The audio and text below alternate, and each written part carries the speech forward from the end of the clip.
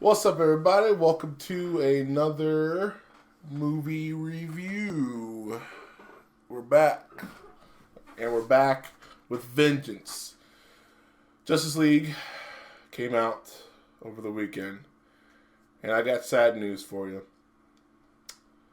It was just okay. Yeah. It was an okay movie. If you haven't seen it yet, I would recommend going to see Batman vs. Superman.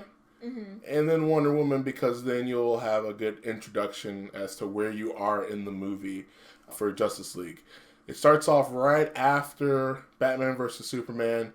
If you haven't seen that, spoiler alert, Superman dies at the end of Batman vs. Superman. You should have seen it by now. Yeah, that's like 2 or 3 years ago. So it's taking place after that, and we're kind of in a world where everyone's really sad because Superman's dead. And there's no hope left because there was no Superman. So meanwhile, Batman's still being a badass. He's still trying to figure out what's going on. He feels bad. He feels like he's killed Superman, essentially. And that's kind of his motivation throughout the whole movie. And he assembles the team, the Justice League, right? Which from the trailers, if you've seen those, you already know who are going to be the main members of the team. There's Cyclops, Cyborg, Flash, and Wonder Woman, and Batman. And Aquaman. And Aquaman, that's right. Aquaman. So they start this team together, it's kind of like the typical montage of a movie where this person, it's just like Suicide Squad almost, where you get the introduction of all the characters, and then you figure out their abilities, and then they all come together to defeat the bad guy. That's pretty much the plot of the movie. I think it was entertaining. Again, it was okay, but if you kind of put everything into perspective, this movie would not be possible 10 years ago or 20 years ago. It would look really crappy and cheesy. So you got to be thankful for the little things. Like, Thanksgiving's coming up. Thankful for Justice League. Thankful for CGI. Thankful for CGI. And all that other good stuff. There are some things, though, that are kind of nostalgic. If you go out and watch the movie, keep your ears open, keep your eyes open for certain things. I'm not going to spoil it until we talk about it in our spoiler section. So when that pops up at the bottom of the screen, do not go forward unless you want to be spoiled. But besides that, Ben Affleck does a good job. I think he's one of the better one of the better Batmans that I've seen. Christian Bale is personally my favorite, but I think Ben Affleck's doing an A-OK job. Everyone was casted pretty well, I think so. Flash was great. Yeah, I really liked Flash. Cyborg was all right. I think I'm used to Cyborg in Teen Titans, so he's usually really funny, and this was a more serious Cyborg, so that's something to get used to. But besides that, the storyline was pretty generic. Again, just like a Suicide Squad type storyline. But at the end, you kind of want a little bit more, which is okay. But it was kind of just nothing we've seen this before in a lot of movies. The Avengers has already done this. Suicide Squad has done this. And now Justice League is kind of doing the same thing. So I'm excited for where they go from this. If you haven't seen the movie, there's 2 after credit scenes, so make sure you stay for those. And again, it's a pretty entertaining movie. We recommend it. Rotten Tomatoes was harsh on this movie. Holy cow. Yeah. They gave it like a 39 or 37%. I think it was average. I'm going to go 50. I'm going to shoot for the stars and say 50. Do you go anywhere from there? I'm a little lower. I say like 40. Oh. Yeah. Ooh. It wasn't that original. Like you wasn't. said, there are a lot of movies already of different people coming together to form a team. So. Yeah, that's true. Yeah, they just can't seem to get that right. My idea, now if you guys want to take this to the head honchos at DC, is to just get 2, this is 4, to get 2 super geeks, right? Like the geekiest of people ever, and just have them write out a script.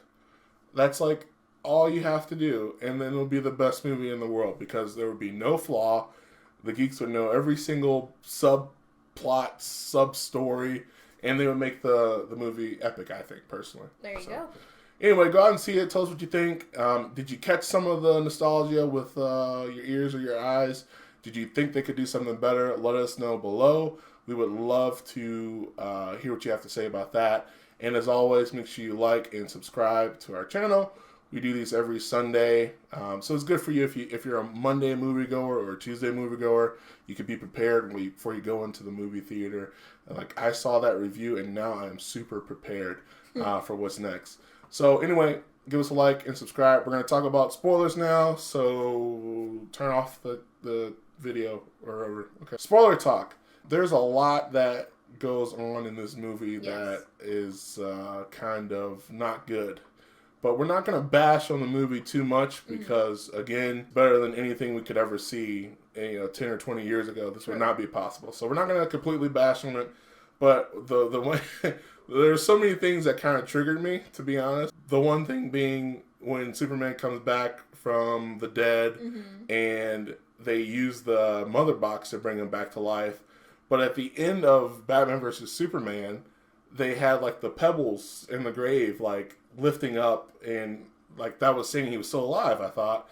But no, they had to use the mother box to bring him back to life. That was really weird. I was like, you just kind of evaded whatever you did in the end of Batman vs. Superman. Yeah, it just didn't make sense, the two things together. Like, they were two separate things. So. Yeah.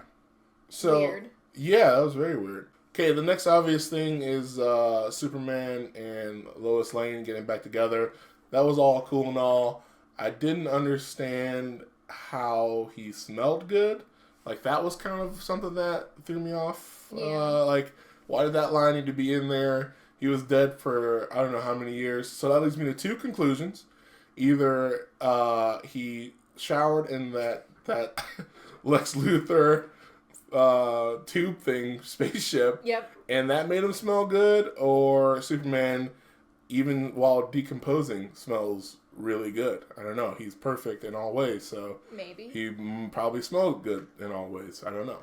It didn't really make sense when Steppenwolf discovers the first two mother boxes. He's there immediately, fighting everybody and trying to get to these mother boxes. And then when they have the third one and they activate it to awaken Superman, he's nowhere to be found for their entire fight scene. And then as soon as Superman leaves, then he shows up.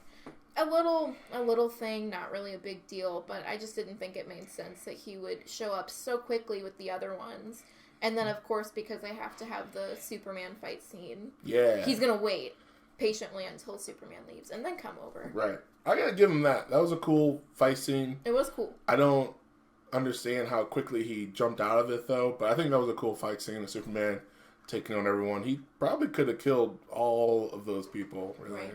Not a problem there. So, anyway, we don't want to drag this on. Tell us some things you thought that was good or bad about the movie. We can discuss those in the comments below. Let us know what you think, and we'll see you next week.